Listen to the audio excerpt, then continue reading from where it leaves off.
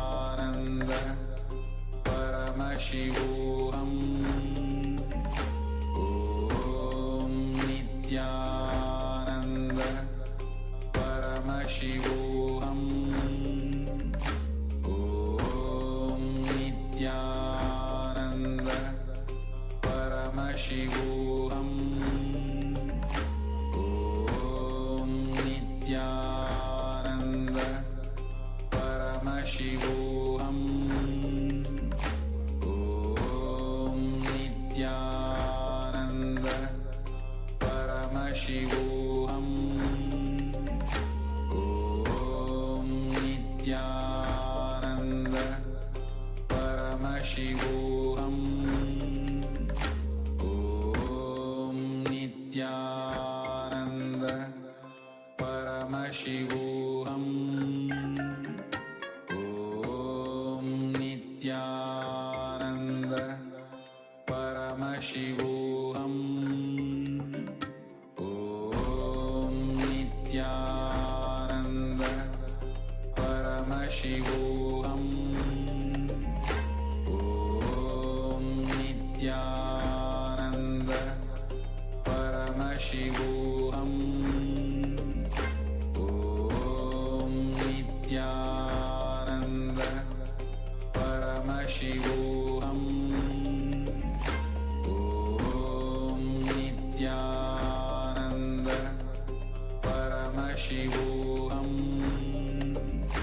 Om Nityananda Paramashivoham.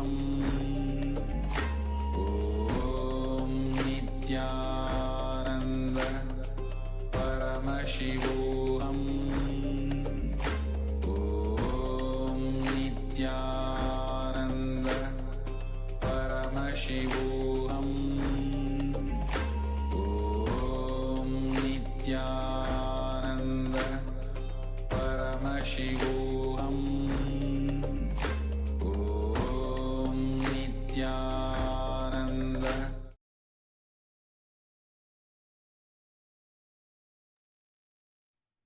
So let us now work with the completion. Identifying incompletion associated with the self-doubt, self-hatred, and self-denial. Start with the one desire that you had wrote down in the previous internalization session. In this section, we will work on the self-doubts, hatred, and denial associated with this desire. First, write down the set of reasons why you find it difficult to achieve this desire. Against each reason, write if it is self-doubt, if it's self-hatred, or self-denial, as we had just learned today. This will take some careful introspection. Sometimes it can involve more than one. Maybe you will have a doubt and as well as a self-denial about a particular desire. So take a few moments right now and identify the incompletions associated with the one desire you want to manifest today. Sincerely look in. The intensity with which you perform this exercise will determine how fast you are going to manifest this desire that you have.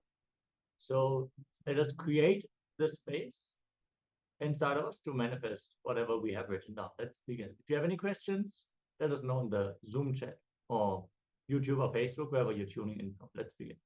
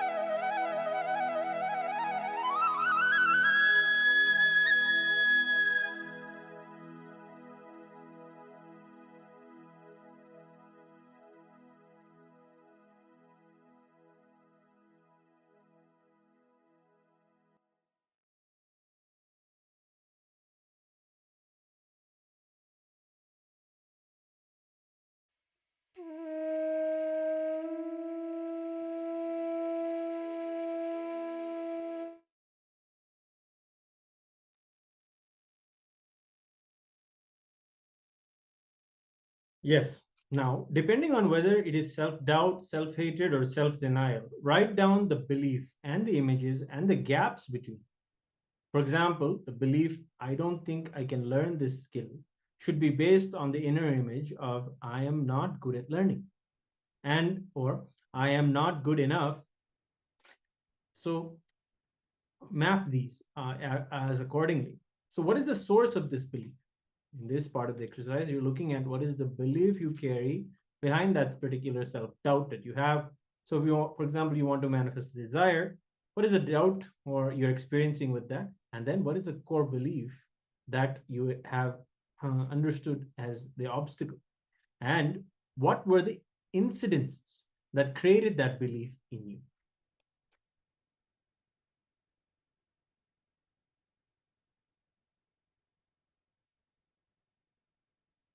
So when that incident happened, what did you do, or how did you perceive yourself or the situation or others? Do you see the perception that has stayed with you since then? Is that perception true? Is there a chance that the perception is wrong? Are any of the situations repeated again and again? Can you identify a vasana associated with that particular situation? Once more referring to the example that we had previously, the girl in the history class perceives every situation where she has to speak up in front of a crowd as dangerous, and potentially she would lose her face in that situation. So she's keeping quiet. But just keeping this wrong cognition with her will not help her throughout her life. It is a wrong cognition, a powerless cognition. So like this, look into the understandings, the perceptions you develop based on these incidences, and see for each of them, is this right? Does this help me? Is this counteracting what I want to work towards? Let us continue this process.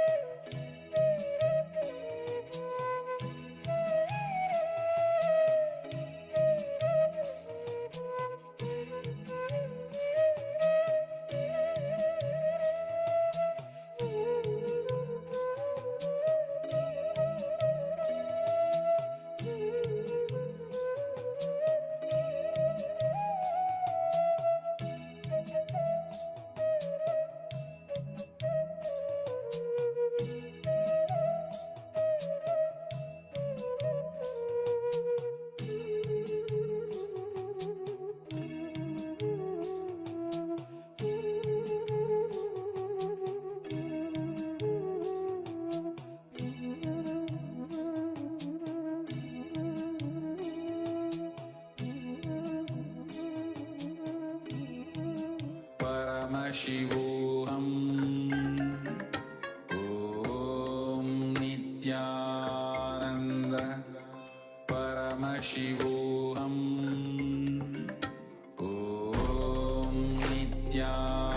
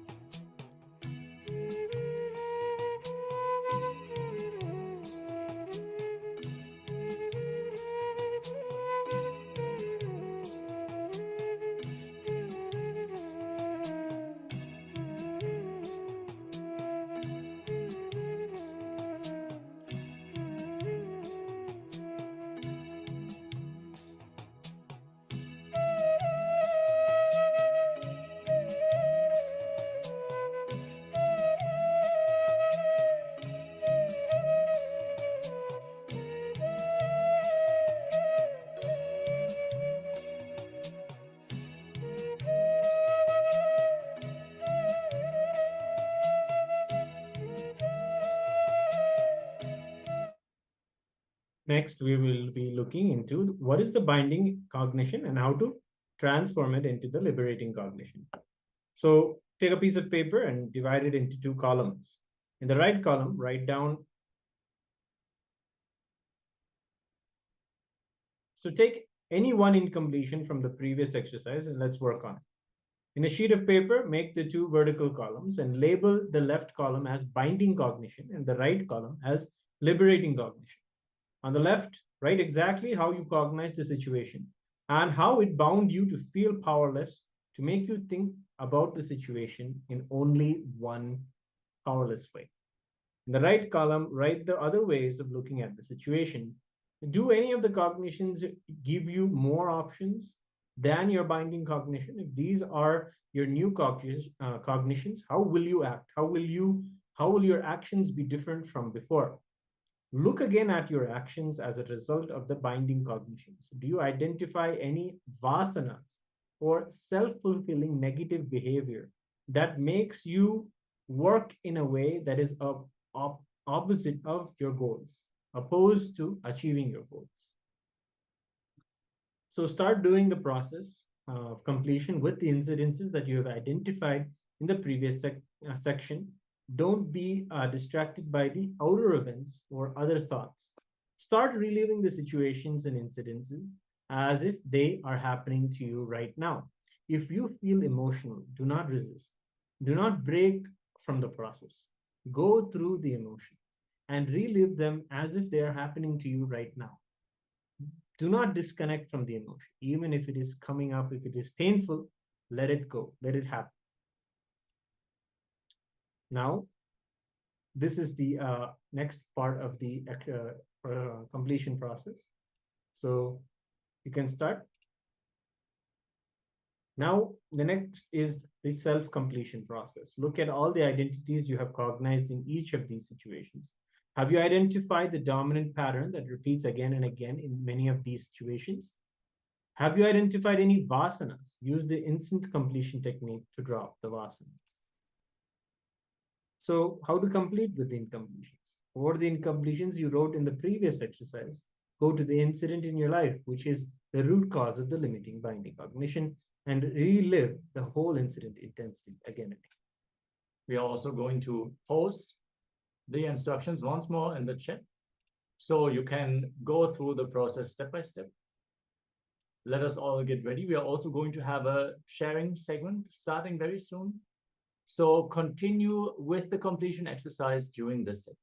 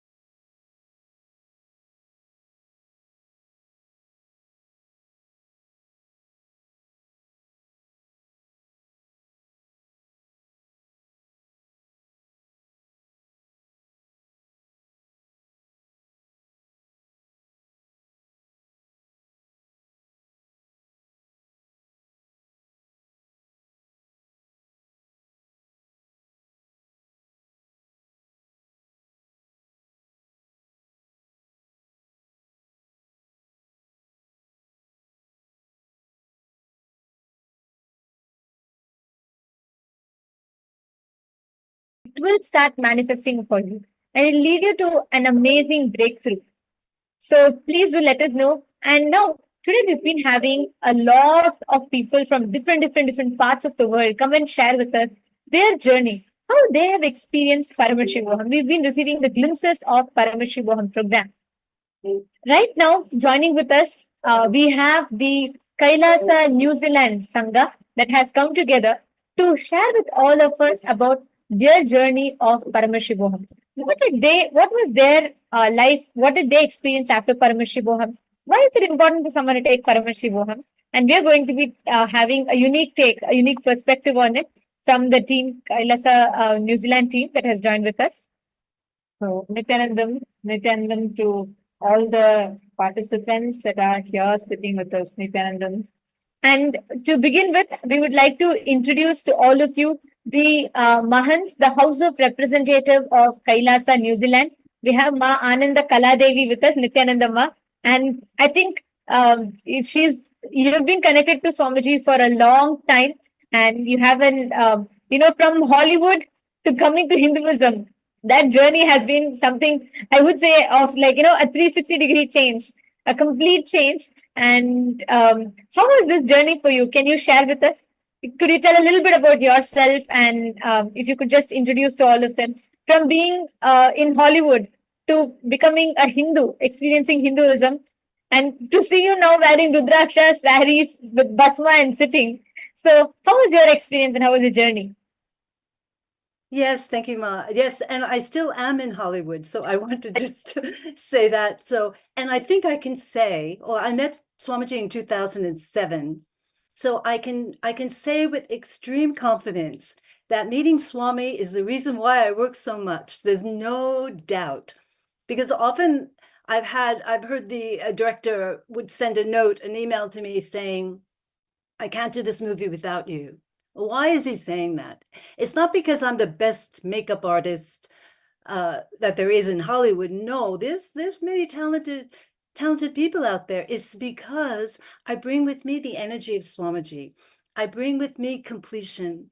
I bring the silence, the restful awareness that is so needed in the film business, because you have people that are so stressed. There's so much money involved in making a film, and everyone gets very nervous because if you don't do something well enough, the next day they're not there. Someone has replaced them. So to have someone around that is conflict-free, that is radiating Swamiji's energy, life positive, and doesn't take up space in the room, if you know what I mean, in a relaxed way. This is the key to my success. I have no question about it. So, and it's not like two worlds either, because everything that we learn, everything we experience, every initiation, every powerful cognition that comes from Swamiji through Paramashivoham Level 1, 2, and 3, it's within you. And then when you go to life, through life, whatever you're doing, it's part of you.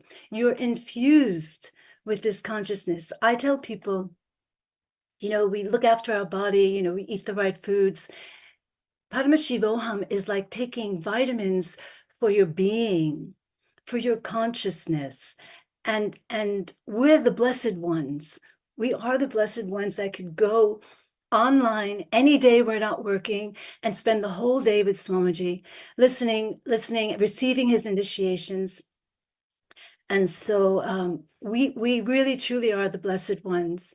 So yes, I met Swamiji in 2007. I've been a seeker from before that, and I traveled all over looking for a guru. I went to even Las Vegas, Japan. I had heard of someone in Japan. I flew to Japan. Ecuador. I'd heard that there was someone, an enlightened being in Ecuador, but none of them were. I was looking for a being that was not human. I was really looking for God in human form.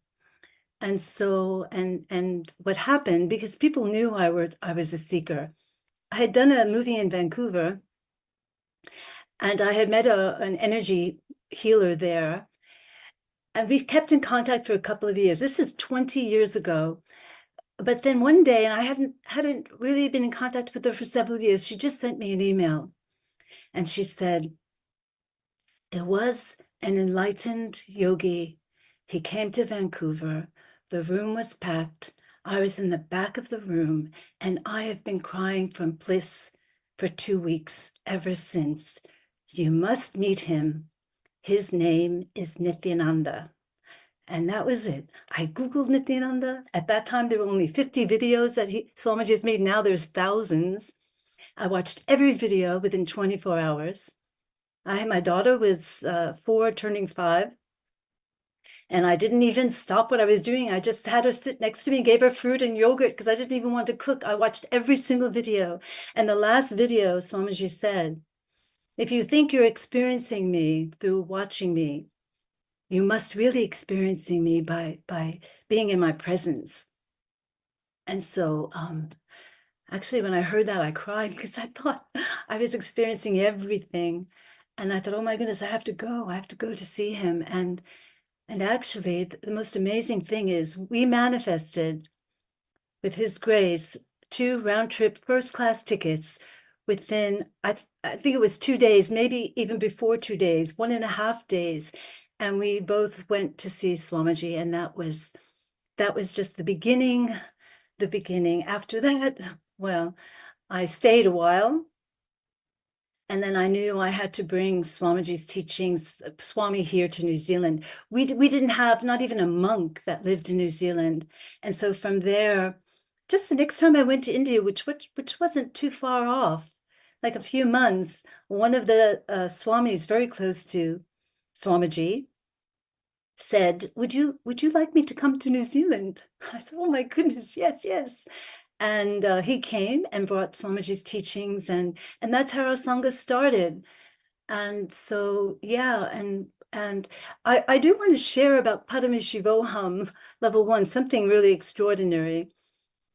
How Swamiji holds us in his womb, how he looks after all of us. It was during the lockdown, and it was, of course, very difficult for everyone all over the world. But during the lockdown, there's an actress that I work with, and I can mention her name because she was very visible on Paramashivoham Level 1. And Swamiji talked to her and showed her pictures, so I can mention her name. It was an actress that I work with, Susan Sarandon. Now, please understand, these actors, they are very busy people. They are producing, they are writing, they are acting, and they're going to this event, receiving that award. If you look at her calendar, it's filled up for 8 months. Like every minute of the day, she's going somewhere or another. So when the lockdown was happening, I thought, oh my God, how is she going to handle this? Oh, she can't see her family. And when I was talking with her, she was beside herself. And it was at that time PSM1 was happening. I said, Susan, you must take this with me. And she did. And I can tell you that PSM1 saved her.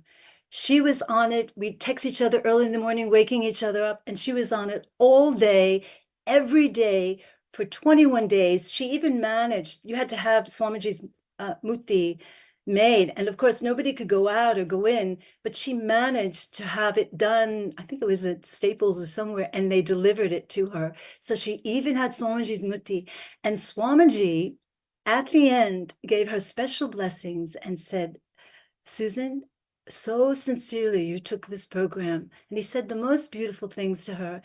And she literally, not only did she gain consciousness and all these powerful cognitions, I thought to myself, what's this lockdown just done for her?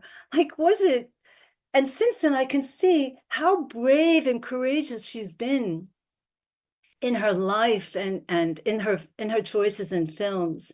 So Swamiji looks after all of us, every single one of us, and how he managed to keep us protected during that time when other people were worrying about what's going on, when am I going to get my next job, or I can't do this, I can't do that. We were all focused on being infused with consciousness, powerful cognitions, all these beautiful initiations, and we were all together as a family online. And still it continues. And still Swamiji's always there for us. For me, I've done so many programs with Swamiji. I've been to the Himalayas with Swamiji 2 times. I have spent 3 months, Nityanandoham, everything, every opportunity.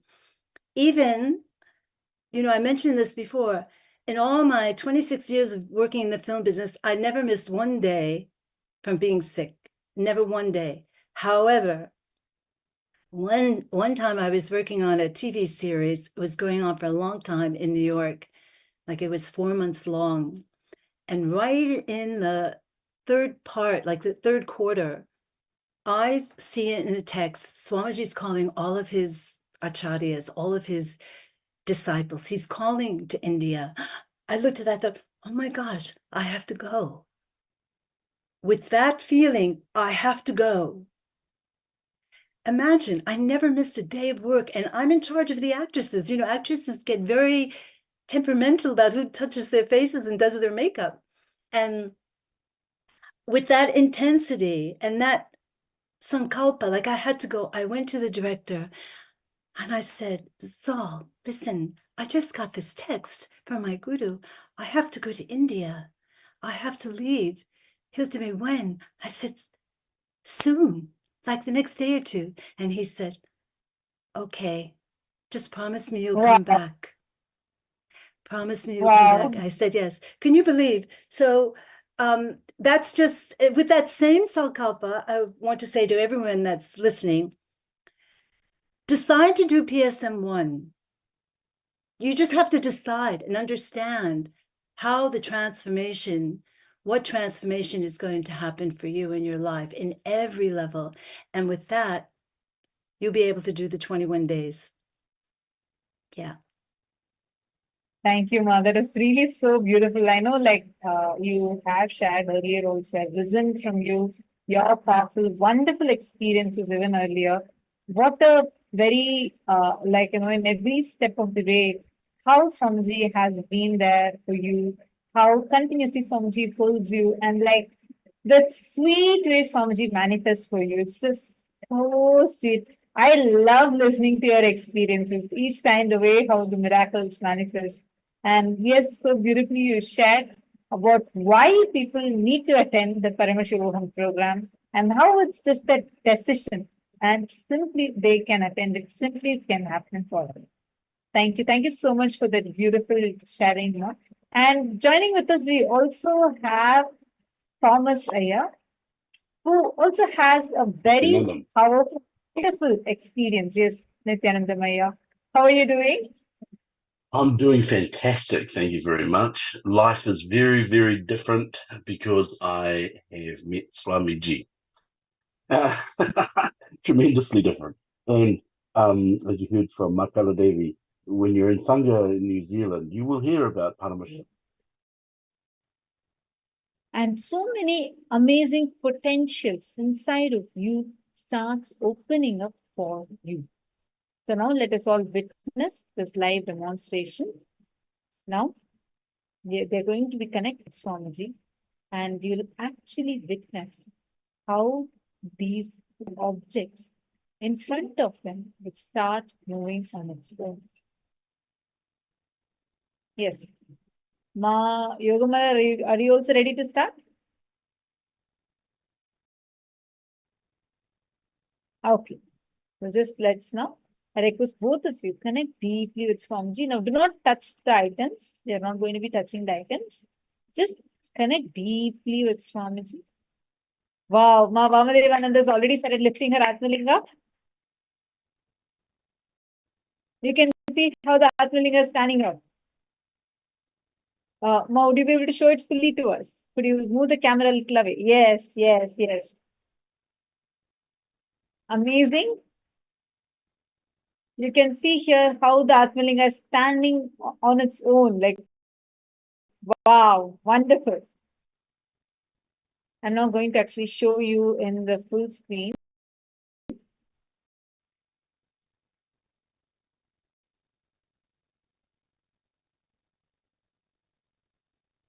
Yes. Could you show the Atmalinga clearly to us? Could you just Yes, yes, yes. How the Atmalinga is standing up. Now, in front of us itself, would you be able to make it sit also, like lie down back?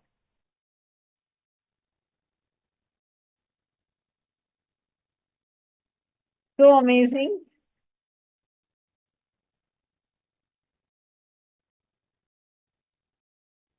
Wonderful, Ma. Wonderful. Thank you so much, Ma. And I also want to request if you could show to the viewers now, like if you could just show it, like actually lift it and rotate it and show it, just to confirm that there's no other extra force that's holding it. Like, can you just touch the Atma? I just want to see if it's going to be, or what is that? Okay. Trying to touch it. Okay. You can just hold it, no? Hold it straight and like just show. Wonderful. Now, anyone who wants to manifest this power, we also have my yoga mother who is simultaneously. Okay, are you able to touch it? Yes. Even if it's okay, I just want the viewers to understand that it's not having any other force on it. Wonderful. So good. I can put it back. Do you want me to put it back? Yes. Yes. Put it back. And then show to all the viewers. Yes. Actually, we all can see Ma Vamadevananda is actually holding the phone and making it up and showing to us. Ma Vamadevananda, would you mind now, like, just take your Atmaning and show us fully if there is, like, just touch it and show it to us, just to confirm that there's nothing. So you can just hold the Atmaling like normally and show that with the hand or it holds. Okay, start now. Wonderful. Thank you, Ma. Thank you so much. Now we are having Ma Yoga Mallar, who is now doing the demonstration for all of us with the items. Yes, Ma Yoga Mallar, you can start now. Yeah, do not touch the items now. Let us start the power itself. Connect to Swamiji deeply. Chant the Mahavakya. Chant the Mahavakya.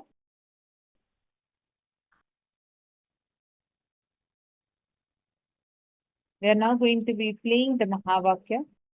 Ma Vamadevananda, it is really amazing. And I also request if you could also share with us, how do you feel when you did this power manifestation? How did you feel inside of you? Great, because I can have power, I can do whatever I want. So it's conscious, move any matters. So not only this Atmalinga, but I can manifest anything. So if it's like, it's raining and I can say, rain, that can stop for a little while and then it stops. So I play with the cosmos too. So beautiful, Ma. So beautiful. Thank you so much for joining and doing this demonstration. Thank you. Grateful to the Swamiji. Yes, for giving us this power. Nityananda. And now, Ma Yoga Mallar, let us know some manifestation. I already see your Lakshmi deity starting to move. Amazing. I'm just going to put yours in full screen. The Lakshmi deity is moving on its own. All of you can see here on the tablet how the Lakshmi deity is just moving. Wonderful, Ma. You all can notice there's no other object that's moving, nothing else. None of the other items are moving. It is the Lakshmi deity alone moving, showing us how the power is actually being demonstrated right in front of our eyes. Mind moving the camera a little back, Ma, just to show there's nothing else on the side. Yes, behind the Lakshmi deity. If you could just move it that side. Behind the Lakshmi deity. No, just the whole camera. Do not touch the item, but just the camera, if you could move. Okay, now I also see the Atmalinga starting to rotate. Thank you so much, Ma, it was wonderful. I see that your Lakshmi light is, you should hold it, it's already out. Wonderful. Thank you both. Thank you so much for joining, demonstrating this power and showing. And it was really so sweet to see. Mayoga, do you also want to share how was this for you? This power right now, just now. How was it? And I feel like they're my, that's what I feel. Then I ask like my grandchildren who write, right? So that's what really, and said, Swamiji is with now. What is happening now? Sometimes look at me. Now she's looking at me. I couldn't play other monitor, other camera. So tomorrow I will. It's okay. It was just so much, Ma. Actually, I just wanted all the viewers. This power is what we are actually going to be learning on the 3rd of May, which will be the day 1 of the program. We're going to actually learning about this very power, how to manifest this power, and how you too can do this consciously, through the conscious manifestation. You can know any matter. And not just that, you will also learn how to manifest your reality. This is what your experience is going to be. And thank you so much, both of you. Really, this is like in such a short time, both of you did really amazing. It was wonderful. And have you both here. Thanks a lot. Nityanandam. Nityanandam, thank you. Nityanandam. Now, to all the viewers that are here right now who have logged in here, how many of you is this power? Can I request all of you to post yes in the chat if you too would like to manifest the power like this? Then take a moment right now, head to paramashivoham.org and register yourself. Do not miss out on this. You are going to get to learn how to manifest, going to understand about this more, and you will be able to experience these breakthroughs as your own. As all of us are preparing ourselves, we are going to be entering into the next session to be learning about what is initiation. See, the powers that we manifest are not these powers that whatever powers we are manifesting right, these are not siddhis alone. There's a very big difference between siddhis and shaktis. Siddhis are when we do it out of our own capability. Shaktis are when we receive the initiation and we start manifesting them as powers. So you're going to be understanding about this initiation, which is the base, which is needed for you to manifest these powers.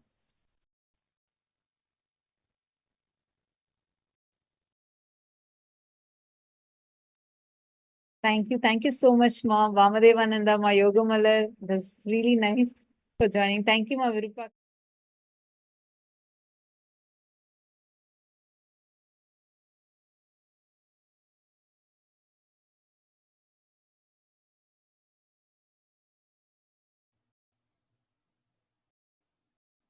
I welcome you all with my love. Now, through the initiation call, I awaken Paramashiva in you. All manifest the ultimate life, Paramashiva. As Paramashiva has blessed me, he invested in me. I will make him manifest in you all now because he has authorized me to manifest him in all of you. Listen. Intensely, I'll give you some of the most guarded secrets of the spiritual world.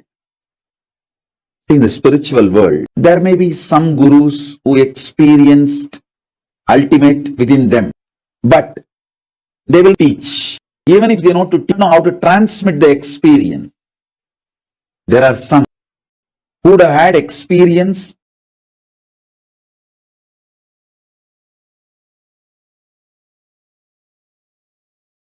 but not the traditional initiation. There are some who would have had experience and initiation, but may not know how to transmit. There are some who would have had initiation and experience and even know how to transmit, but they may not have received initiation, the right to transmit. That's called Acharya Abhishekam. Even if you know the method to transmit to others, you should be ritualistically initiated, authorized by the Guru Parampara through Acharya Abhishekam. Means the right to initiate others should be given to you ritualistically by the right authorities. There are some who may have capacity to transmit the initiation, can in turn initiate others. In every level, he gave me everything just by making one right decision, making this body happen in Tiruvannamalai. That ecosystem gave all the 16 things needed for an ultimate guru. Intellectual knowledge, enlightenment experience, right to transmit the intellectual knowledge, right to transmit the experience, proper initiation into intellectual knowledge, proper initiation into enlightenment experience, proper initiation to initiate others into intellectual knowledge, proper initiation into initiate others into enlightenment, proper initiation to initiate my disciples, to authorize them to initiate others into intellectual knowledge, proper capability to initiate my disciples to teach others the intellectual knowledge, rightful initiation to authorize my disciples to empower others with enlightenment experience, proper initiation to initiate my disciples to empower others with enlightenment experience, initiating my disciples into enlightenment and initiating them to transmit enlightenment in every level, totally 16 level. All 16 he showered on me. All 16 he blessed me. So with his grace, compassion, and the authority,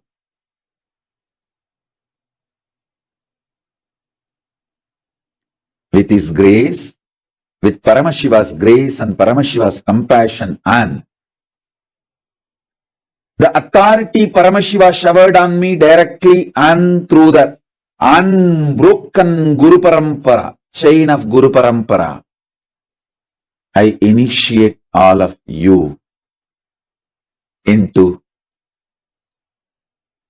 Paramashiva Jnana, Paramashiva Advaita, intellectually, experientially, ritualistically, and giving the Shakti Pada, Shakti Nipada initiation. So understand, this initiation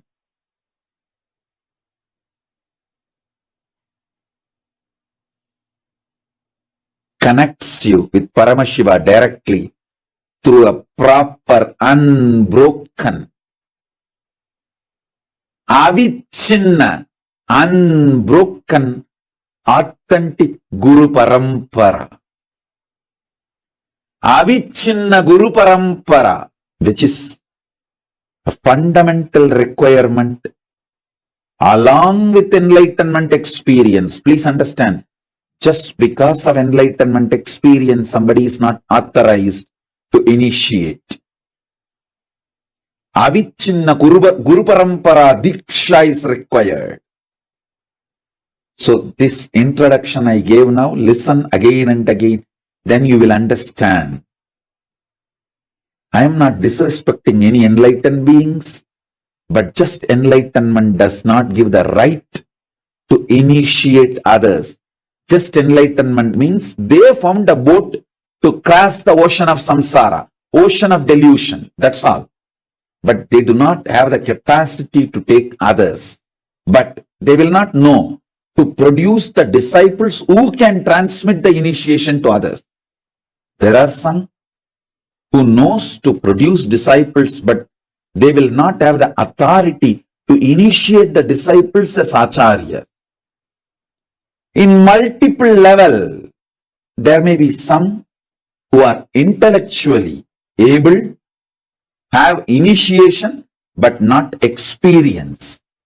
There may be some who are intellectually able to transmit the knowledge, but don't have the right to initiate others from the right proper authority, Guru Parampara.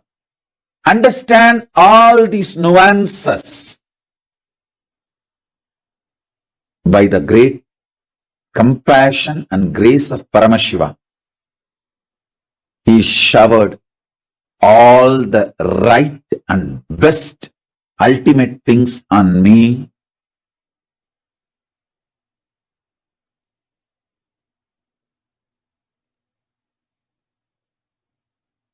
Enlightenment experience and right ritualistic proper initiation from enlightened gurus, ability to teach and right initiation authorizing me to teach from the Guru Parampara,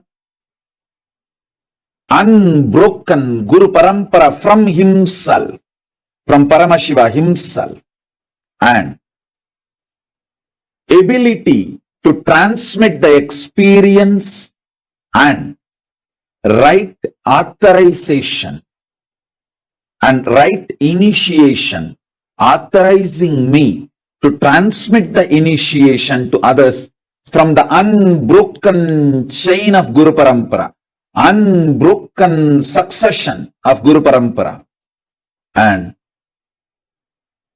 ability to make the disciples initiate others and ritualistic initiation authorization to initiate my disciples into Acharya Abhishekam by authorizing them to initiate. Understand this multi-level, multi-layer, everything Paramashiva showered on me by choosing the right place, Tiruvannamalai. Just because he chose Arunachala for manifesting as this body, Arunachala gave me experience, intellectual knowledge, right initiations. Listen, there are some gurus who are enlightened, but they did not receive proper ritualistic initiation. So their enlightenment is useful for them, but not for everyone.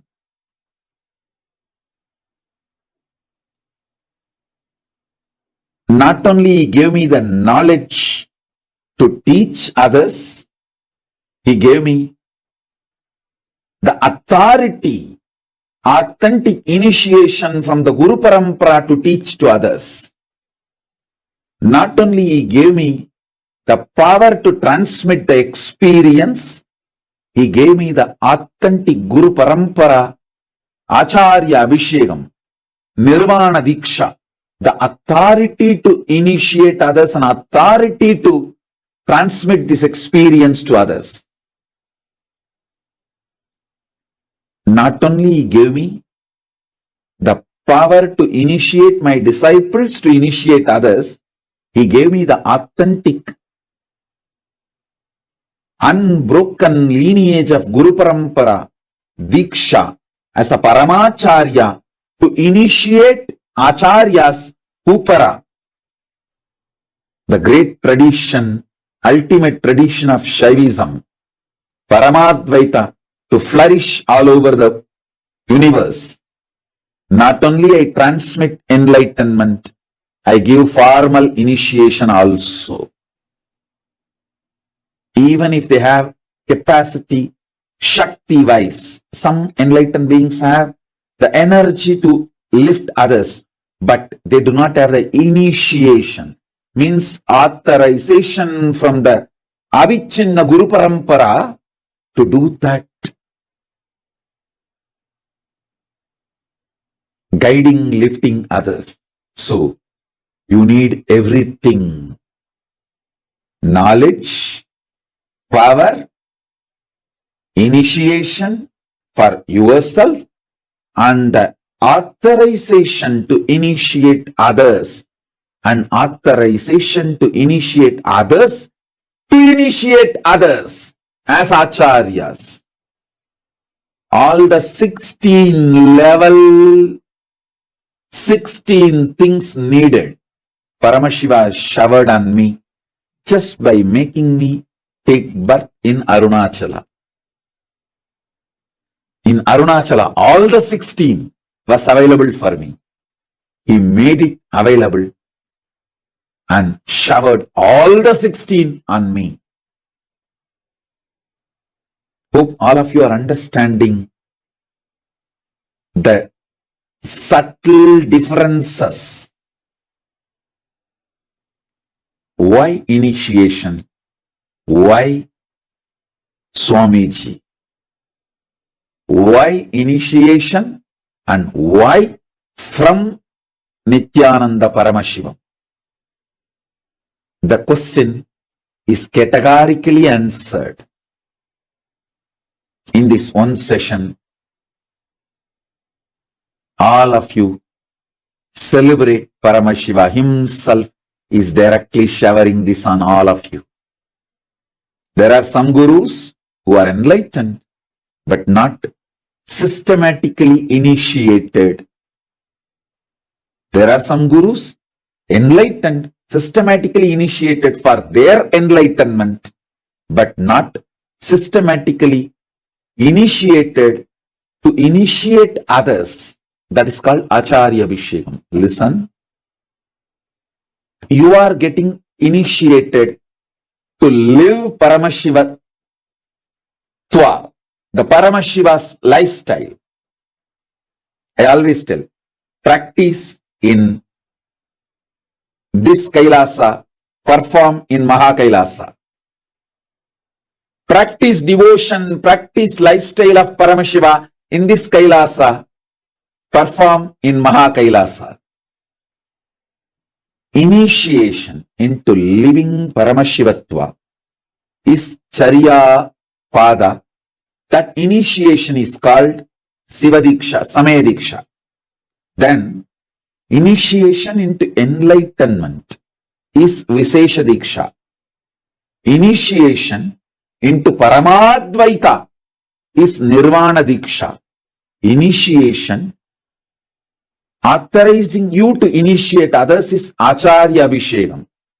Initiation authorizing you to transmit enlightenment to your disciples and in turn authorizing them to initiate others is Paramacharya Visheka. Paramashiva showered everything on me. Power, capacity and initiation. Just by making me born in Tiruvannamalai, in that ecosystem, he brought everything and showered it on me. Why Swamiji? Many people may say, yes, I accept Hinduism is great. I also want to practice Hinduism, but why Swamiji? Why Swamiji? That question, why Swamiji, will be answered with this one session. Especially if you are teaching to others. If you are my sannyasi, who is supposed to teach to others. If you are my disciple, who is interested in enriching others, causing others, you need to know, understand this whole session. You need to make others understand why Swamiji. For that, you need this session. There are many gurus who are enlightened, but not authentically received the initiation from Avichinna Guru Parampara. Avichinna Guru Parampara means unbroken successional lineage of Guru Parampara. There are some who even received enlightenment and initiation, but only for them to celebrate it, enjoy it, not authorizing them to initiate others. So the 16 levels: intellectual knowledge, initiation, experience, and ability, authority to initiate others intellectually, experientially, and enlightenment, and initiating others to in turn initiate others to continue the Guru Parampara. So understand, Paramashiva showered all the 16 dimensions from Sivadiksha to Paramacharya Abhishekam. So, with this clarity, sit and receive initiation.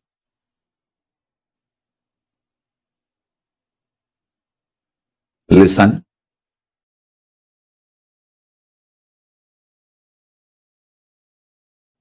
There are many gurus, great enlightened beings. See, I am not comparing, I am not disrespecting any of my predecessors, my Guru Parampara, or my predecessors. For example, Ramana Maharshi is not only an enlightened being, a great being who can transmit enlightenment, but he never initiated anyone formally. He himself repeated multiple times, because I did not receive formal initiation, I am not authorized to initiate anyone formally. His whole life, he never initiated anyone formally with an open, clear declaration. He said, I did not receive formal initiation, so I will not give formal initiation. If you read Ramana Maharshi's life and his teachings, you will read this. You can read this.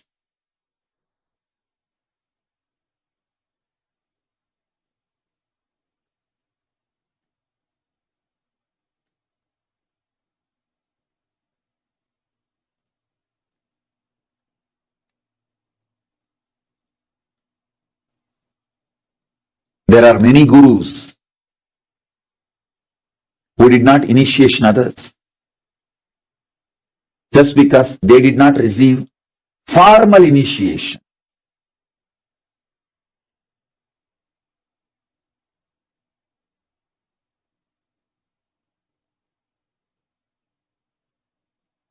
Ramana Maharshi said, when Sringeri Mutt sent Acharyas to initiate Ramana Maharshi said, in Tiruvannamalai, whoever lives, they don't need initiation. So I don't need initiation. Same way, I am also not going to initiate anyone. Arunachala himself initiated Ramana Maharshi, but he did not come in human form and formally initiate. So, he never initiated anyone formally. Arunachala is Ramana Maharshi's guru. He gave enlightenment to Ramana Maharshi, but he did not assume the human form and gave the initiation ritualistically. So naturally, Ramana Maharshi also never initiated others ritualistically. I am not disrespecting Ramana Maharshi. I am not comparing myself with them. I am just stating the nuances, subtle nuances of the spiritual world.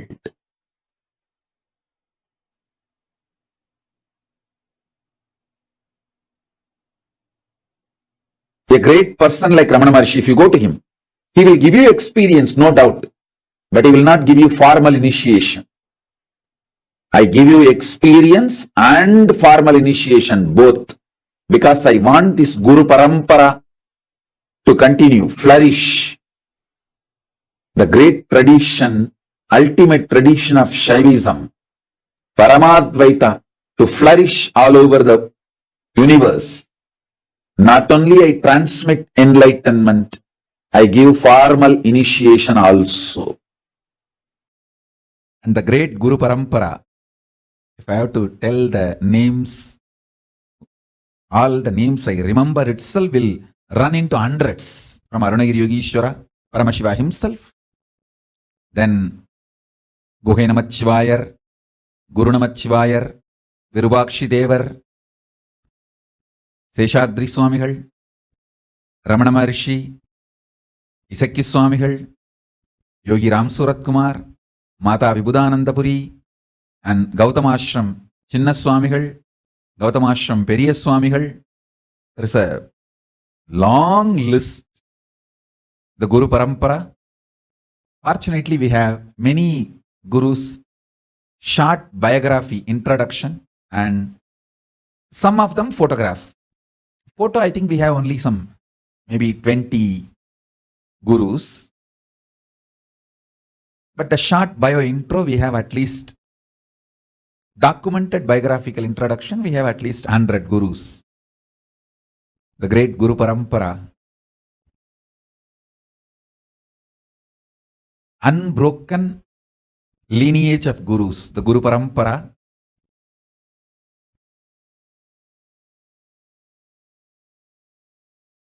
initiated me, accepted me, and given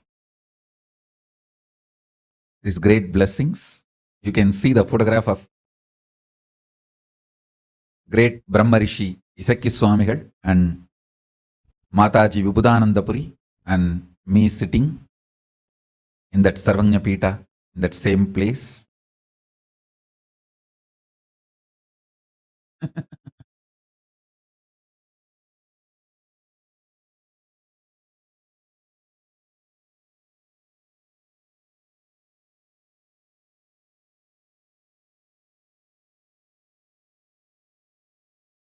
I bow down to all the Guru Parampara from Om Nityanandeshwara Paramashiva Samarambam Nityanandeshwari Parashakti Madhyamam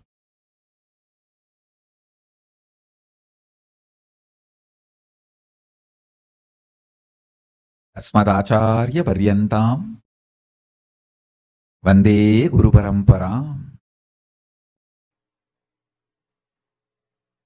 I tell you, I am brought up by very powerful gurus, most beautiful gurus who took my life as their life. See, actually, I am not a first generation success. I am almost like a third, fourth generation success. 3-4 generations before, the vision, ambition, my guru, Paramaguru, Paramartha Guru, they cherished. My Paramartha Guru poured all his ambition, vision intensely into my Paramaguru. And my Paramaguru poured all his tapas, energy, intention, intensity into my Guru. And my Gurus have poured all their intention, energy, power, tapas, ferociousness, everything into me. I am that intense manifestation. That is why within the 44 years, so much has manifested through me. Understand? The intensity of 3-4 generations of my gurus poured into me made all this manifest. And I had an amazing ecosystem of gurus. It's not just one guru, please understand. I had a beautiful Guru Parampara. It's like a university. I learned Agama and Shaiva Siddhanta from Muduberumbulavar Vidwan Panduranganar, Yoga from Yoganandapuri, the science of Aushada from Narayana Swami, and Nirahara Samyama, and the science of Nirahara from Mauna Swami, the science of Advaita Vedanta from Isakki Swami, an experiential Suddhadvaita from Annamalai Swami, Tantra from Mataji Vibhudanandapuri, an amazing ecosystem. They literally did all the tapas in my body. And I will do the same for you all. As long as you are my disciple, you come and sit for the satsang, that's enough. I know what to do inside you, outside you, to make you manifest Paramashiva. I am a guy who makes it happen. No question of reasons. I always tell, valid reasons for your failure does not make success. Valid reasons for not doing is not equivalent to getting it done, making it happen. Make it happen. Shock everyone by making it happen. That's my life. Last 44 years. This is the statement I can make comfortably about me. Shock everyone, surprise everyone by making it happen. Surprise the people who love you. Shock the people who hate you. But both by making it happen. Whether I surprise or shock, it's always by making it happen.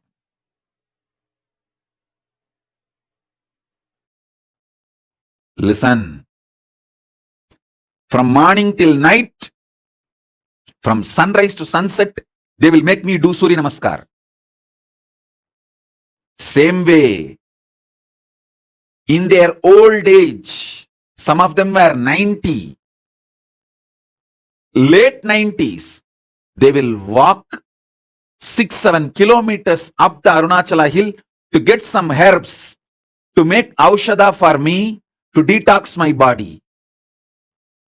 They walking up and down Arunachala hill to get the herbs is 100 times more difficult than me doing Surya Namaskar from morning till night, sunrise to sunset. When I see their dedication, I never doubt their intention. When I don't doubt their intention, I just do what they say. I submit myself to their ferociousness. It was such fortunate relationship. And fortunately in those days that the law of the land allowed kids to be brought up by gurus. There was no POXO. There was no such law that kids have to be only with the parents. Kids are brought up by the gurus. And I had the fortune, law of the land at those days supported, not now. Now in India that POXO law has come. A guru cannot tell the student. First of all, guru-disciple relationship is broken and a guru cannot tell the student to do even Topkaranam or Surya Namaskaram more than 3 or 4. It will be considered as a torture and over. If a student or the student's parents complain to the police, over.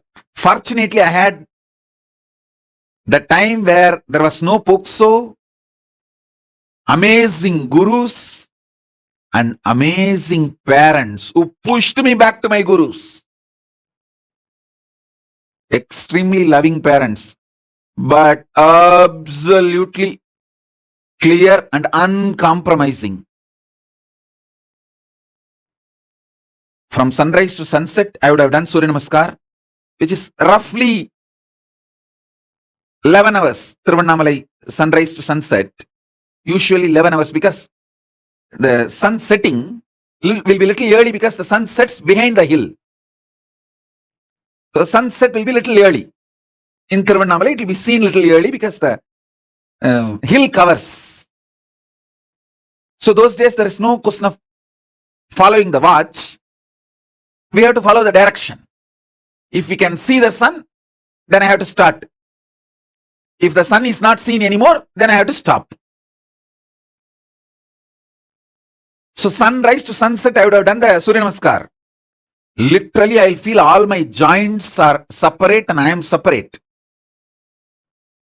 My mother will tie the gunny bag, bits, to my knee, to my hands, everything.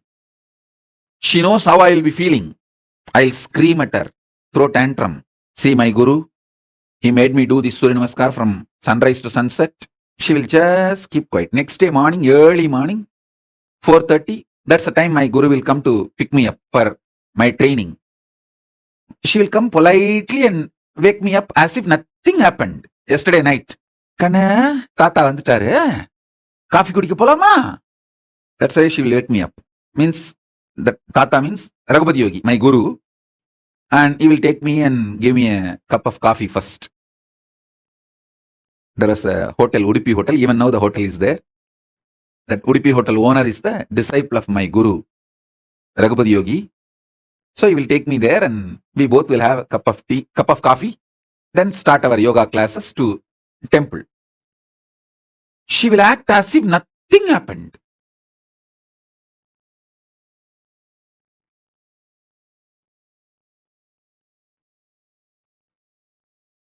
Night I would have thrown tantrums, screamed at her.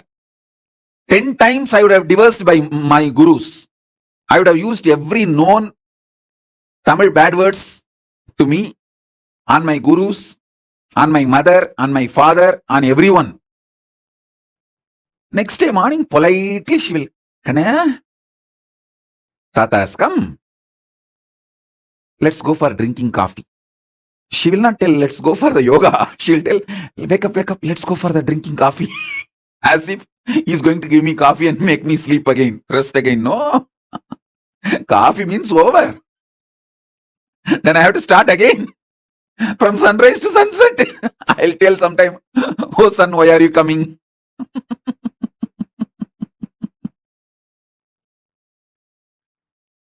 But I tell you, now even when I remember all this, feel so grateful to them.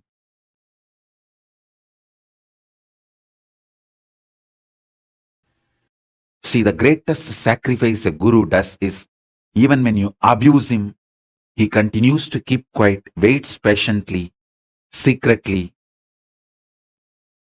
and says, it's okay, all right, that is the way life is. And he comes back to you, knowing that you may abuse him again.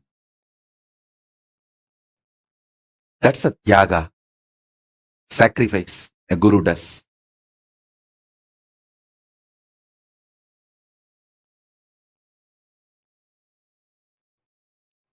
I had that kind of amazing gurus. Fortunately, that kind of a legal system where the government has no right to interfere between guru-disciple relationship.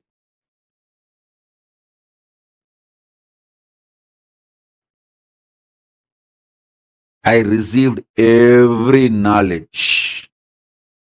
Knowledge about body, mind, economy, herbs, medicines, even the knowledge about sex, everything I received from my gurus.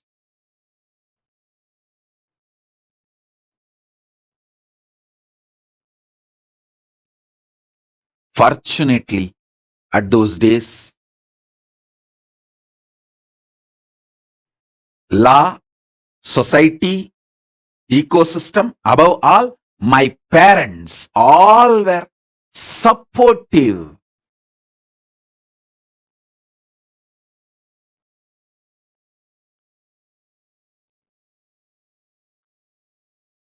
One of my guru, Mata Vibhudanandapuri Kuppammal, who brought me up, the main few people who collectively took the responsibility of me and worked almost 24/7 for me is Isakki Swami, Mata Vibhudanandapuri Kuppammal, Yogi Yoganandapuri Raghupati Yogi, Narayana Swami Tata, Totakara Tata, that's a nickname, Narayana Swami Pillai. These few people. Fortunately, I had the ecosystem. Not only none of my relatives, family people had ill feeling to Annamalai Swamigal. They did not even stop me going to my Guru. Then, next, the most important thing is Kuppammal, my godmother, my Guru, Guru Mata.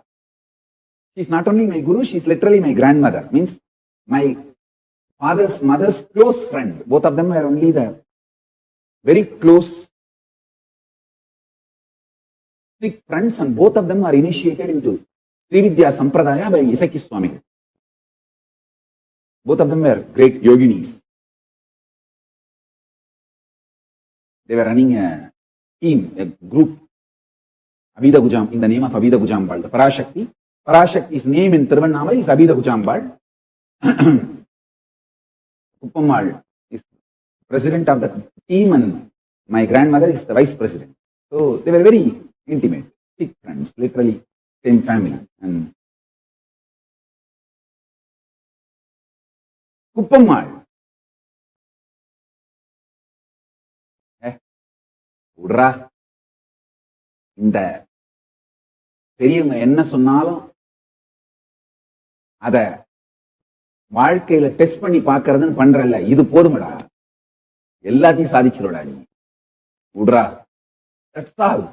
Means she was actually encouraging me to experiment whatever my gurus are teaching. One of the most beautiful things, I had many gurus. None of them are possessive of me. Everyone was trying to support me, enrich me, make me a flower. Kuppammal will call every specialist, expert in different fields. Like a Kuppammal's relative is Narayana Swami Tata, who is adept in the power manifestation science and mantra shastra, herbal aushadha science. She will call him regularly and make sure I learn everything from him. She had many of that kind of contact, the great enlightened beings, siddhas, adepts in various fields. She will get all of them and make sure I receive all the knowledge and I am enriched, never possessive. She always owned me and made me successful, never possessed me or controlled me.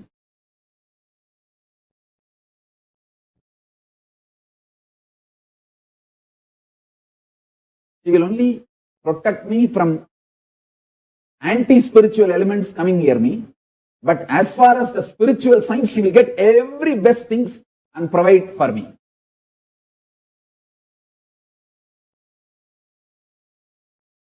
And she will make sure when every day I meet whoever I need to meet, whether Ram Swakumar, Annamalai Swamigal, she had her own schedule and internal mechanism kind of a thing, support system. It was literally like a university, spiritual university. Yeah.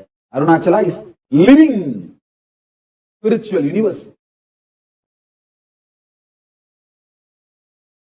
She will make sure I learned the Saiva Siddhanta from Panduranganar, my Saiva Siddhanta Acharya. There was one elderly woman, Kanagammal.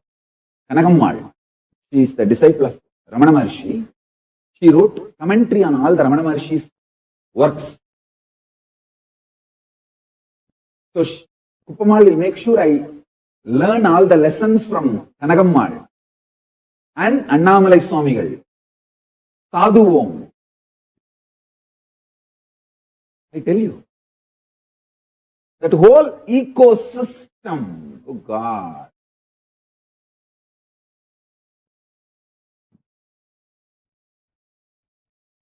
If you ask me who taught me Siddha, whole Siddha tradition, I'll say Arunagiri Yogeshwara. He downloaded the whole thing and showed. But Isaki Swami gave me the practical expertise in the field. He collected the herbs, showed me how the Pashana can be done, Navapashana can be done, or Aushadas can be done. The whole practical expertise was given by Isaki Swamigal. But that knowledge was showered on me by Arunagiri Yogeshwara. Akashic records were revealed to me by Arunagiri Yogeshwara, and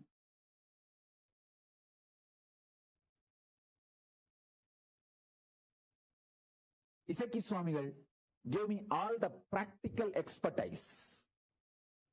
That's the first. Second, Tiruvannamalai is such a beautiful ecosystem where many of these gurus of different dimensions of Hinduism who have mastered that dimension. I tell you, the mastery Yogananda Puri had on yoga is extremely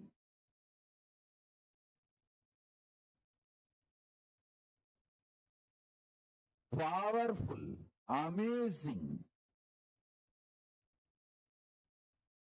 I don't think any other human being can master yoga to that level where he will just tie the iron steel thread on his chest. He will inhale and tie that and exhale, and that thread will go to pieces. Mastery of pranayama and yoga. It is not that he has done this only once. He has done this multiple times in multiple stages. He had 43 heart attacks when he was in the deathbed, and he did not die. Hospital said that we can't even understand what is going on in him. He stops the heart and starts. After half an hour, they got frightened. So they sent him home. In the home, he said, all right, this is the time I'm going to leave the body, and he left the body. He's beyond any medical science. He's beyond any medical science. He taught me the knowledge of becoming Kayakalpa Dehi. Means even when you leave the body, it will not rot, it will not deteriorate. See, the whole spiritual revelation was done to me by Arunagiri Yogeshwara. Making it as a practical expertise was done by Raghupati Yogi in yoga tradition. In Siddha tradition, Isaki Swamigal. So, I had a very powerful ambience, beautiful ecosystem. That is what I am struggling to reproduce. I think with the grace of Paramashiva, I'll make it happen. With the grace of Ganapati, Paramashiva, Kailasas, gods and goddesses, I'll make it happen. All the great beings, experts, masters in each field was available to me. Same way in Vedanta. I can't even imagine somebody beyond Annamalai Swamigal in Vedanta. He can just sit in Nirvikalpa Samadhi and Sahaja Samadhi forever. Unbroken Sahaja Samadhi. The most powerful unclutching, most powerful unclutched being I've ever seen is Annamalai Swamigal. Even when his eyes are open, you can look into his eyes and see that he is unclutched. He is in Nirvikalpa Samadhi. Only in his eyes I realized anybody can come in front of him. There will not be any expression in his eyes. He will be just seeing, but there's no reaction from inside. Such pure Nirvikalpa Samadhi. One side, the great Siddha, Isaki Swamigal. The other side, great Yogi, Yogananda Puri. The other side, great Shakta, Tantric, Acharya, who achieved Parashakti, Kuppammal, Vibhudananda Puri. The other side, Annamalai Swamigal. I tell you, all these people, all of them were completely in sync with other. Nobody had ego clash. Because fortunately all of them are experienced beings, not just intellectual. Even the Shivacharyas who taught me in Tiruvannamalai temple, they were all in so much respecting all these gurus. They were all in so much sync. And Panduranganar, who taught me whole Shaiva Siddhanta, he was so much in sync. with all of them. Actually, one guru will drop me in other guru's class. Many times, Pandaranar will take me and leave me with Raghupati Yogi and go to his home. And Raghupati Yogi will take me and leave me with Kuppammal and go to his home. All of them were in complete sync, bringing me up, making me flower. The whole knowledge, enlightenment science, which now I am reproducing in Kailasa. I want all my kids to have mastery over all these fields. Veda, Vedanta, Agama, Agamanta.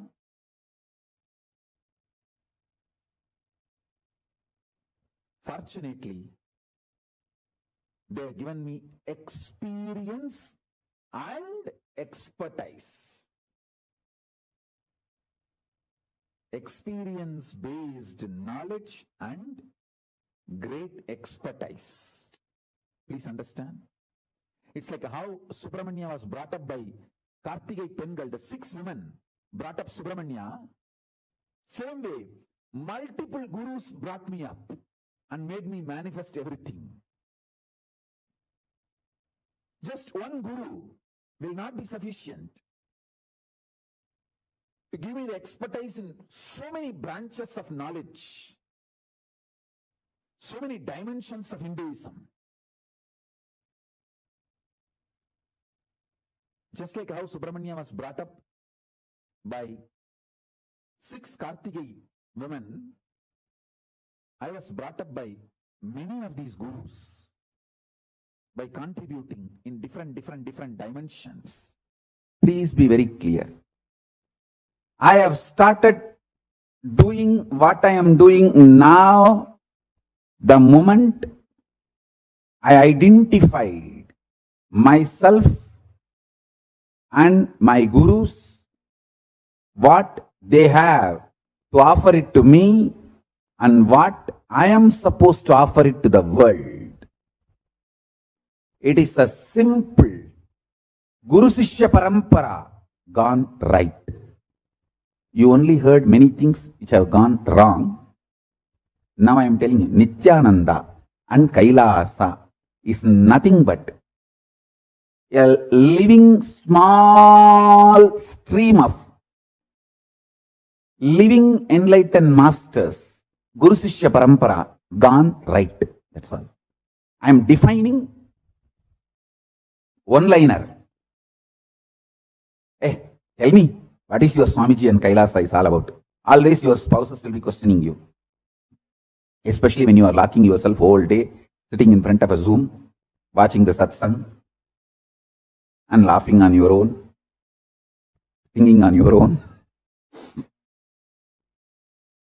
Your husband or wife or kids, all will be asking, tell me in one line, what is your Swami and Kailasa is all about? In a small village, in those days, existed a living stream, small living stream of enlightened masters. That Guru Sishya Parampara gone right in the modern world is Nityananda and Kailasa. That's it. You might have heard, anything can go wrong will go wrong. I tell you, anything can go right will go right. I am just simple living stream of Hindu Guru Sishya Parampara from a small village gone right. That's it. A small Siddha Parampara gone right. A small living masters Parampara gone right. That's it.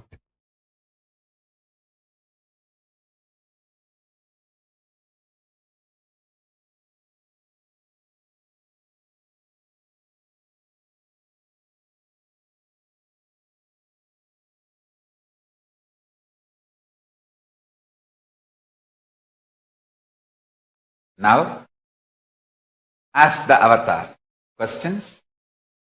Nityanandam Swamiji, I am wondering who can call themselves initiated disciples of Swamiji.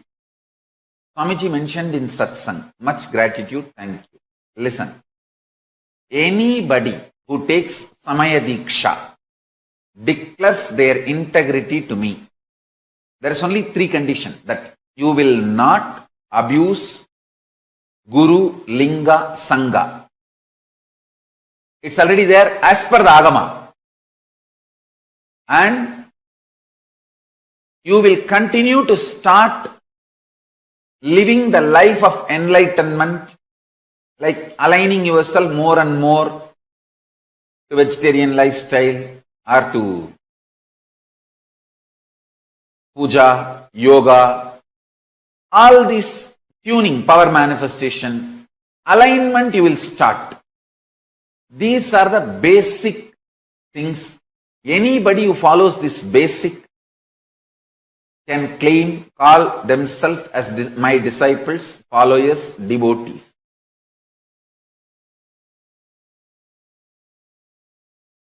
So, at the end of the life, because of Shiva Diksha and your grace, I would have a chance to either assume a body or merge with you.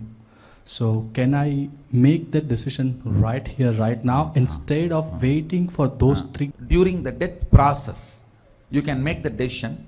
I will record that as your will, even if you get imbalanced. I can do that. Exactly my problem. That is what I am saying. Just in case something. And that is what. Tomorrow, we will be going through the death process. Before that, I will tell you, at that time, you make this as your declaration. So I'll record that into your system such a way, even if you forget everything, this will stand up and guide you into that path by force. So by default, yes. It's possible. Perfect.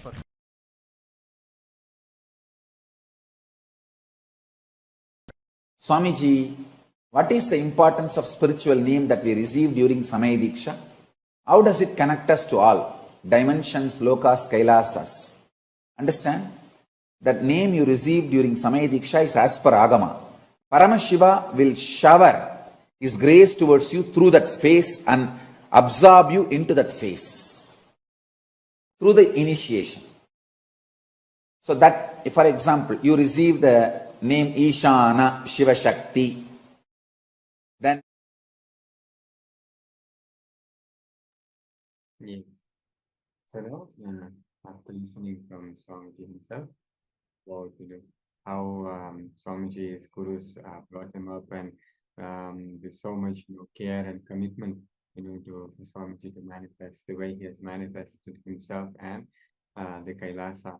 So and all the space that they gave to Swamiji, and all the powers and initiation they poured to Swamiji, So and all the authority they gave him, to train us and initiate us, for the sake of revival of this whole Kailasa ecosystem.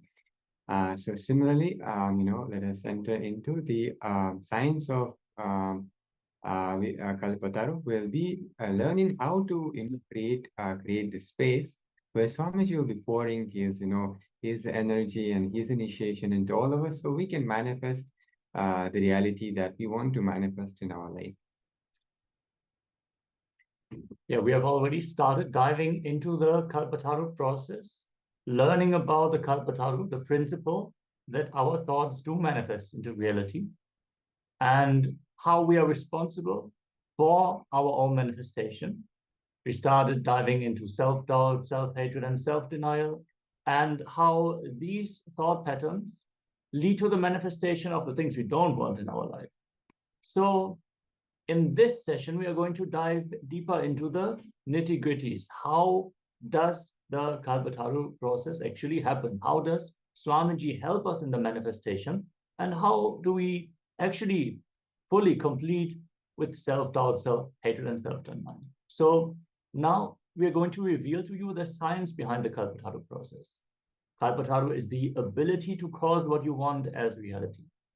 In this Kalpataru process, both of you and the Supreme Pontiff of Hinduism together cause the reality to happen to you.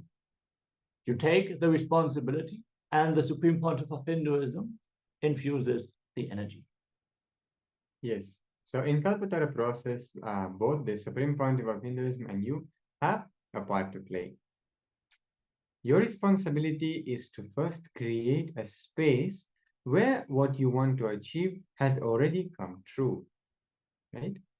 Then you complete with any incompletions and SDHD, which means self-doubt, self-hatred, and self-denial patterns related to the reality that you want to create. Okay? You should work on this intensely. Over and over again, we have seen that effort of each person directly translates to success. So the more intensely you do this process, the better the result you're going to manifest. Yes. The Supreme Pontiff of Hinduism will awaken the Kundalini energy, the dormant potential energy within us during the darshan. As the Supreme Pontiff of Hinduism mentioned before, the Kundalini energy is the hidden potential energy that is capable of doing amazing things. Kundalini can be unleashed in us by a person whose Kundalini itself is fully awakened. Such a person is an incarnation, an enlightened master. They are adept at making others experience what they have experienced themselves. Using this process, today you will learn to make one desire a reality. When this one desire becomes true, your trust on this science is awakened, and then you can use the science to cause whatever you want in your life. Yes, so now let us see into the Kundalini energy, the potential energy. This potential energy is called the Kundalini Shakti. Whenever your Kundalini Shakti associates itself with a certain thought, you make that thought into reality. When your Kundalini Shakti does not associate itself with any thought, you do not make that thought into reality. In the science of Kalpataru, the awakening of the Kundalini plays a very important part. The Supreme Pontiff of Hinduism ready to awaken your Kundalini energy. This energy is often compared to a snake because of the kind of movement one feels inside the body when this energy is awakened. But this energy can be wasted. And how? That is through the self-hatred, self-doubt, and self-denial. Yes, self-doubt, self-hatred, and self-denial is like a rock thrown onto the head of the Kundalini snake. The snake cannot die, but it will fall into coma.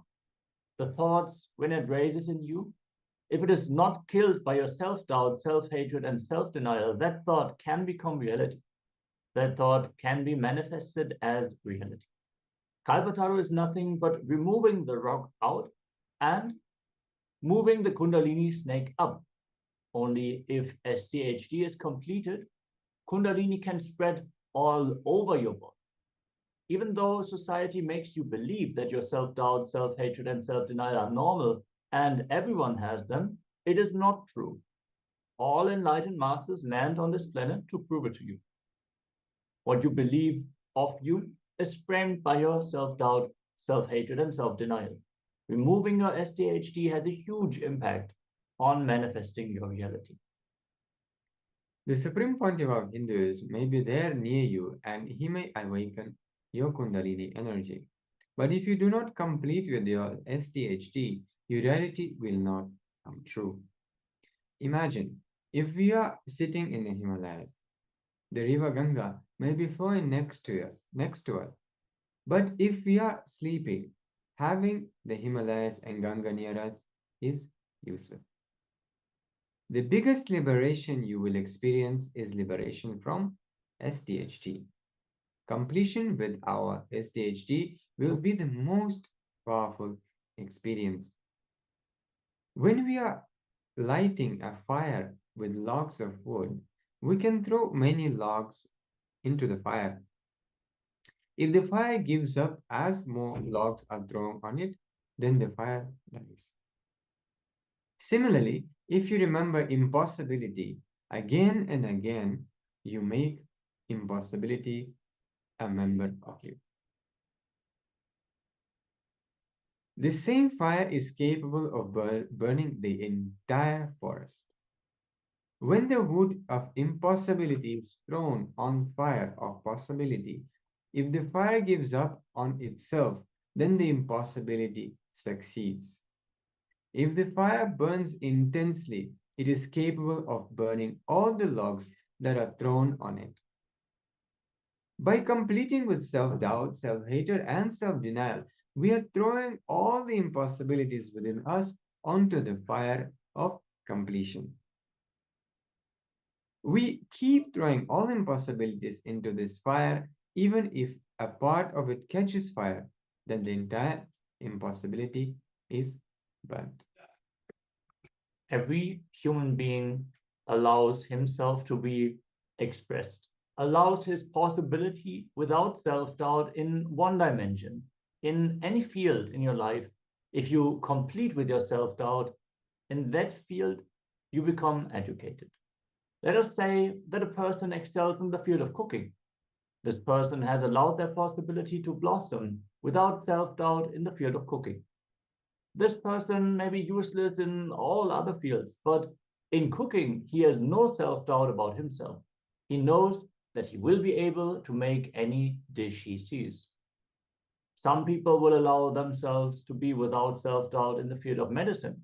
Some may become an orthopedic surgeon or a general physician, an eye specialist or a dentist. So every human being expresses his peak possibility, allows his peak possibility in some one field without self-doubt. They allow their Kundalini to be awakened in that field. It is not possible that the Kundalini energy doesn't express in any field at all. No, then you can't be alive. Even to be alive, at least in one field, you have to allow the Kundalini to breathe through you. If you allow the Kundalini to express itself, its peak possibility in any field, in that field, you will become leader. Just because our Kundalini is awakened, it does not mean that we will reach the peak in that field. Not everyone who becomes a doctor is the same. Some reach higher levels of achievement than others. It all depends on the level to which they have completed with their SDHD. When you complete with self-hatred, self-doubt, and self-denial, so much of energy is released. The main boon Swamiji is giving you is your completion with SDHD. He does this through many ways. Sometimes he can give you completion through knowledge, and other time through meditation or a process. Whatever the method is, the process is the same. He infuses energy into you and blasts the self-doubt out of you. This process is called an initiation. In Kalpataru, the Supreme Pontiff of Hinduism is giving you the science of possibility, the science of making what you want into reality. Teaching somebody to fish may help him in life, but it does not help him to get food immediately. Giving someone fish to eat will give him food immediately, but not give him the capability to eat later. In this process, the Supreme Pontiff of Hinduism is giving you both. We're now going to receive the knowledge from the Supreme Pontiff of Hinduism directly. We're going to enter into a short video clip directly with Swamiji, requesting everyone to please be in a space of intense, restful awareness and deep listening as you're going to listen to Swamiji directly about how to manifest our reality.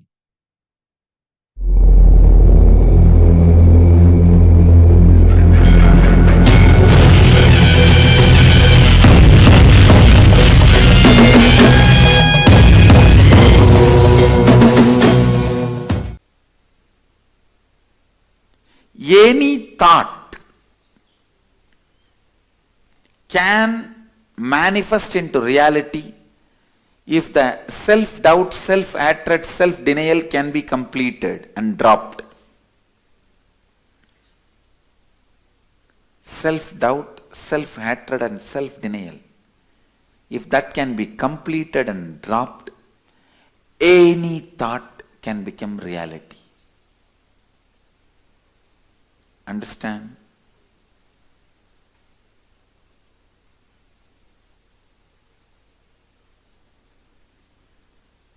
You may say, how can any thought become reality? How many times you can ask that questions in how many forms? I will also give answer in so many forms, but same answer only I'll give. You will say, how can it be possible? I'll say it is possible. You can say, how can it happen? I'll say it can happen. You will say, no, it is not possible. I'll say, okay, tatastu.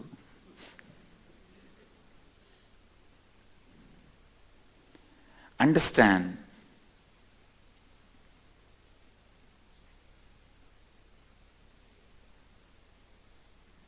deep down the constant self-denial you carry. Any good thing, if it starts happening, the first thing you will start thinking is, this cannot happen to me. How can such good thing happen to me? No. It's too much. Too good to be true. How many of you strongly believe anything good is about to happen in your life? You will feel it is too good to be true. It cannot happen to me. Raise your hand. Raise your hand fully. Let me see. That is what I call self-denial. Understand,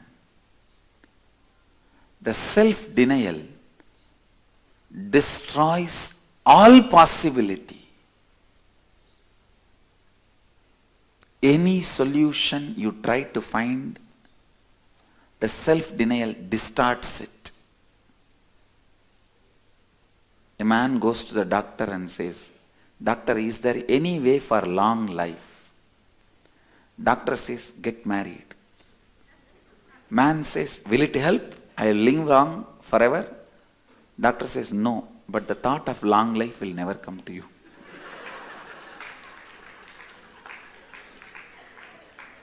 Solution with the denial is not going to work.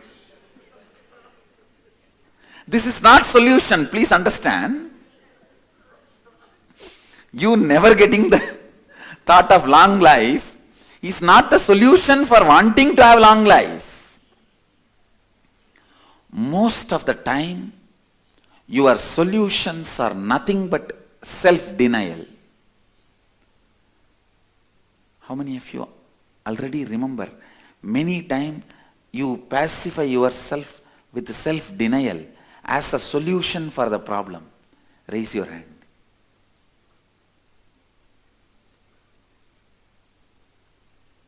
Many times, self-denial is used as a solution to come to a problem. You just don't want to think further in that direction. Seal it. Self-denial is the best seal. It is like because you don't want to clean the clogged drainage, you just cover it with iron cover. Iron cover is not equivalent to remove the clog in the drainage pipeline. It can keep you away from the smell, but it is not going to solve the problem. How many are getting what I am saying? Self-denial is constantly used in you, by you, as methodology to escape from a problem. I tell you, the first thing we are going to handle today is working on your self-doubt, self-hatred, self-denial. When I remove that sdhd, automatically I can awaken your Kundalini just like that. Please understand. I am not claiming anything which I can't. I am very clear.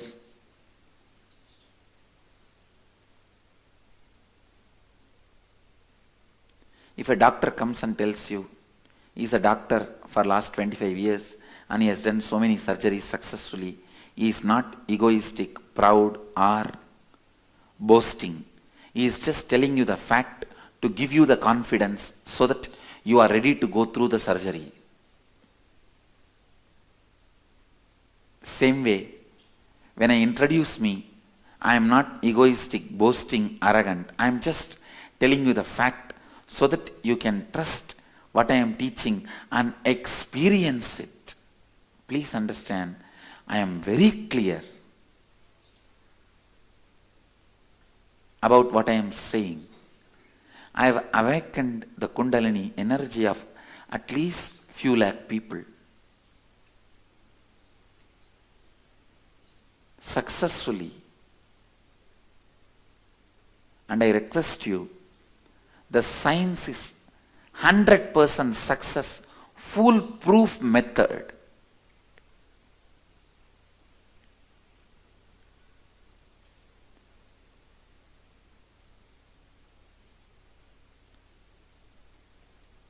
Bring your authenticity. Just go through the process. Bring your listening. Go through the process. You will see what you want can be manifested by you simply. Understand? This science which I am teaching you today, I am going to give it to you. It's not that only today one thought you will work on it and make it into reality. Next time if you want to do something else as reality, you have to come here to Kalpataru program. No. You can use this science every time. And this science is independent of me. Once it is transmitted to you, you can experiment with it anytime you want. With all my integrity, I vouch for this science. It really manifests the reality you want to cause. You just need to come to certain decisions, conclusions, understanding. Just that you need to do little cognitive shift. How you perceive you, how you perceive your thought, that understanding need to be shifted, that's all. If you think you are a body, you have no consciousness inside you, you are just a body, waste body, that's all. If you think you have a consciousness inside, the Kundalini Shakti, which can be awakened and used, you have a Kundalini Shakti, that's all.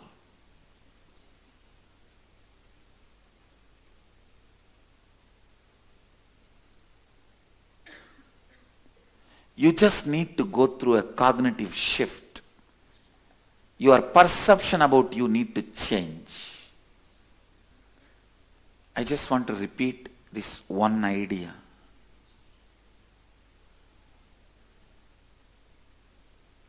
Anything you want can be manifested as reality. Now, I request you to choose one thought. Don't choose a confused thought, or don't choose a thought just to challenge me. Choose a thought which is your high priority, first priority in your life, which you really want to see as reality. Please understand.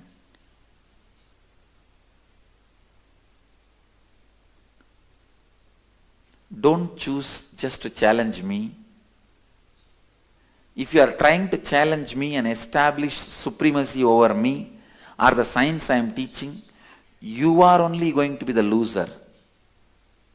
I am not. Because you can only conquer a man who comes to conquer you. You cannot conquer a man who is not interested in conquering you. That is why I tell, don't fight with a non-violent person. I am not here to establish my supremacy over you. So you cannot establish your supremacy over me. So don't waste your time in choosing a thought just to prove this science is not going to work for me. Sometimes you think, no, the science itself will not work. Sometimes you think, maybe it will not work for me, it will work for everyone else. Please understand, the science is 100% successful, foolproof. I am not saying 99.99999999999%. No. If I say 99.999999999%, each one of you will think that 0.00001% for whom it does not work is me.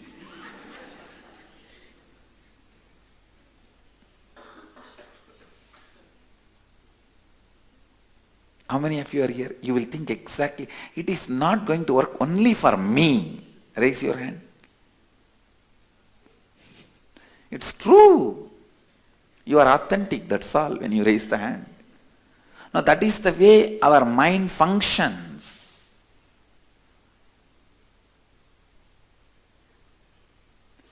That is the way our mind functions.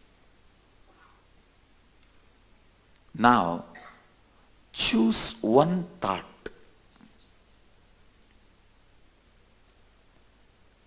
Any one thought which is first priority in your life. Please understand. It's like if God appears in front of you and asks, "Oh my son, what do you want?" What you will ask him? One thought. Don't try to be very cunning. I need to have a 72-story building. On the top I should stand with my grandson's daughter and drink in a golden cup.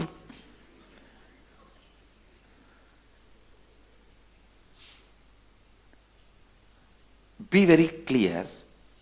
One thought which is your first priority, which you want to manifest.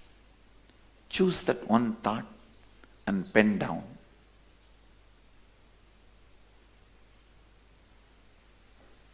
Listen. Listen. First listen, then you can start.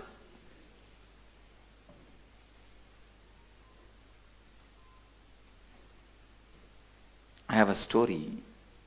A man prays to God and asks God, just come and give me one boon. God is also very pleased. He says, all right, I'll give you one boon, just one. Ask.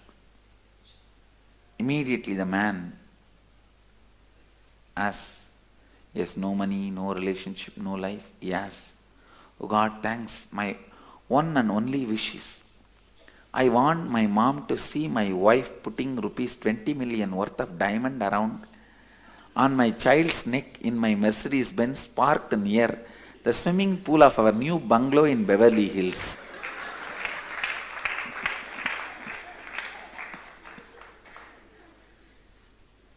See, this is nothing but you trying to prove that science is not working, going to work. No.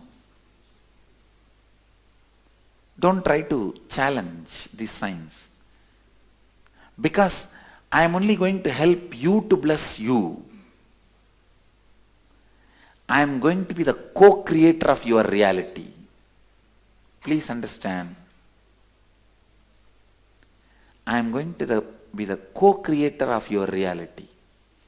It means who is the other co-creator? You. We both are going to create your reality. So approach it from that context of making it into reality.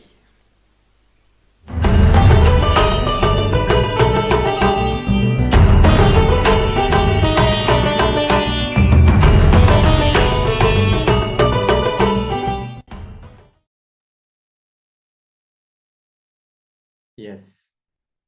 So now, after such a powerful and enlightening revelation from Supreme Pontiff of Hinduism, let us actually enter into this exercise and see how we can manifest one reality that we want in our life. See, the first step is to cognize the importance of this space. The first step in Kalpataru process is to create the space for what you want. Space is bringing your future possibility into the present. A space is created by strongly visualizing that what your desire, is your desire, has already become a reality. Imagine what you want is already present. For example, you want to manifest a car. Visualize you're already